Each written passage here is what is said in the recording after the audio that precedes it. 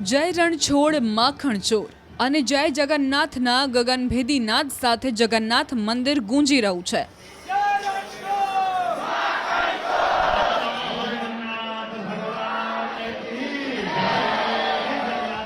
ઢોલ નગારા અને ડીજેના તાલ સાથે ભગવાન જગન્નાથની શોભાયાત્રા યોજવામાં આવી હતી।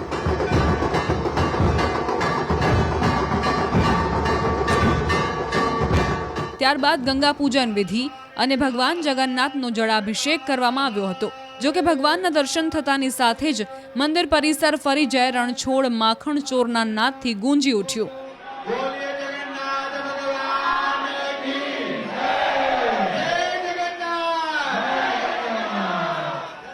ભગવાનના જળાભિષેક બાદ મહાઆરતી ઉતારવામાં આવી હતી। ઉલ્લેખનીય છે કે દર વર્ષે પરંપરાગત રીતે જેઠ સુદ પૂનમના દિવસે ભગવાનની જળયાત્રા યોજાતી હોય છે।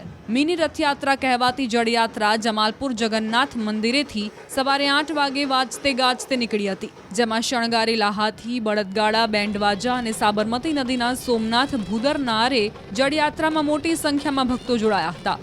સાબરમતી નદી સોમનાથ ભૂદરનારી ગંગા પૂજન કર્યા બાદ 108 કળશમાં નદીનું જળ લાવી જળયાત્રા ફરીને જ મંદિરે પહોંચી હતી અને ત્યારબાદ ભગવાનનો જળાભિષેક કરવામાં આવ્યો, જેમાં ગૃહ રાજ્યમંત્રી હર્ષ સંઘવી, પૂર્વ ડેપ્યુટી સીએમ નીતિન પટેલ તેમજ અવિચલ દેવાચાર્યજી મહારાજ સહિત મોટી સંખ્યામાં ભક્તો ઉપસ્થિત રહ્યા હતા। આગામી અષાઢી બીજે ભગવાન જગન્નાથજીની ભવ્ય અને વિશાળ રથયાત્રા અમદાવાદમાં નીકળશે।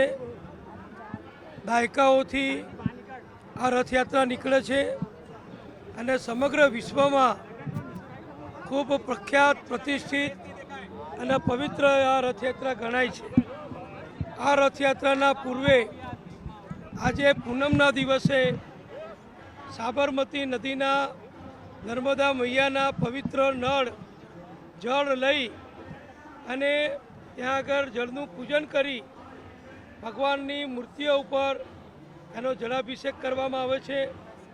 આજે સવારે જગન્નાથ મંદિરથી 108 કળશ સાથે વિશાળ જળયાત્રા નદી કિનારે આવી હતી।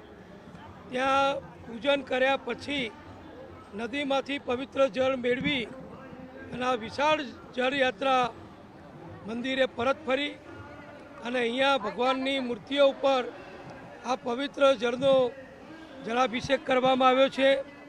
ત્યાર પછી ભગવાનની આરતી, સેવા, પૂજા અને મોટો ભંડારો અત્યારે યોજાઈ રહ્યો છે। ભજનો પણ ચાલી રહ્યા છે।